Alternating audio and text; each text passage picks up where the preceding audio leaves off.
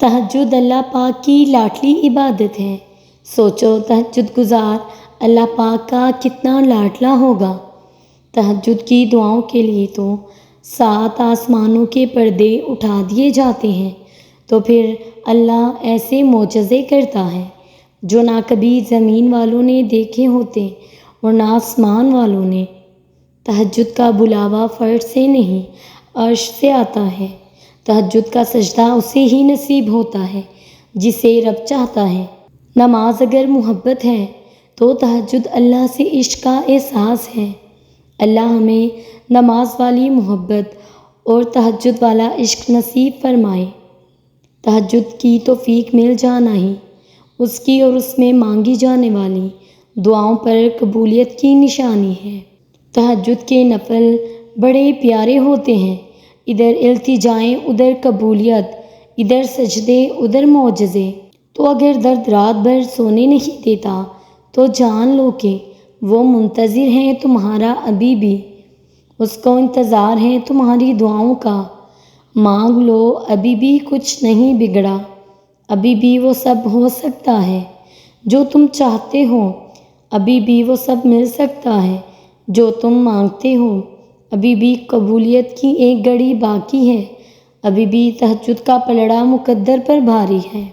جب تمہیں کہیں سے کوئی امید نہیں رہتی تب وہ تمہیں تہجد کی لگن لگا دیتا ہے، وہ ایک نئی امید سے جوڑ دیتا ہے، اور پھر تم جان جاتے ہو کہ جو درد دن کے اجالوں میں نہیں سمٹ پاتا وہ رات کی تاریکیوں میں سمٹ جاتا ہے۔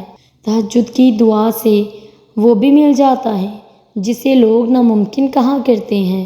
جس چیز کی طلب اگر تمہیں تہجد کے قریب لے آتی ہے وہ چیز اللہ کبھی ادھوری نہ چھوڑے گا، وہ نواز کے ہی رہے گا۔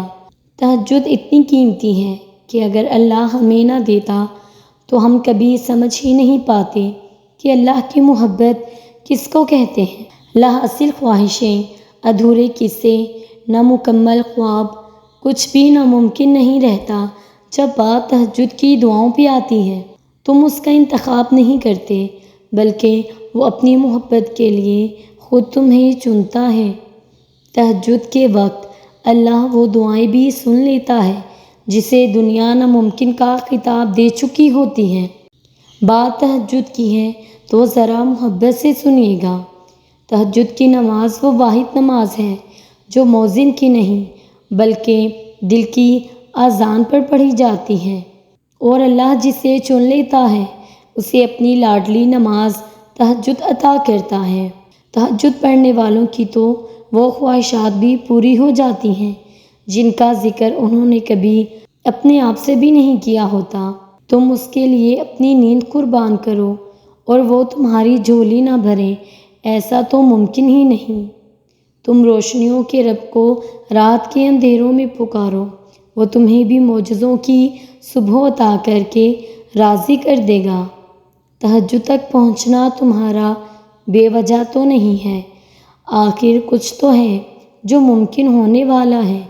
تمہاری دعاؤں کی قبولیت کی نشانی اس سے بہتر اور کیا ہو سکتی ہے۔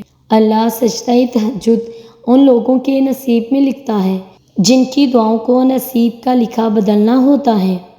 دل نہیں بدل رہا تو کیا ہوا، تہجد سے تو نصیب بھی بدل جایا کرتے ہیں۔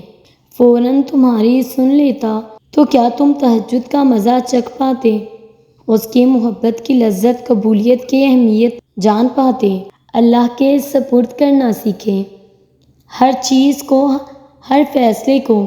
جب آپ جائے نماز پر بیٹھتے ہیں تو بھاری دل کو خالی کر کے اٹھا کریں، ہر چیز اللہ کو سونپ کر اٹھا کریں، کیونکہ جو ہوا اس کی رضا سے ہوا اور جو ہو رہا ہے اس کی رضا سے ہو رہا ہے، اور پھر آپ مستقبل کی فکر کیوں کرتے ہیں۔ نصیب لکھنے والے کو نصیب کا نگہبان رہنے دیں، آپ اس کے فیصلوں پر سر جھکا کر اطمینان سے چلتے رہیں، پھر یقین کریں اس پر وہ بہترین کرے گا۔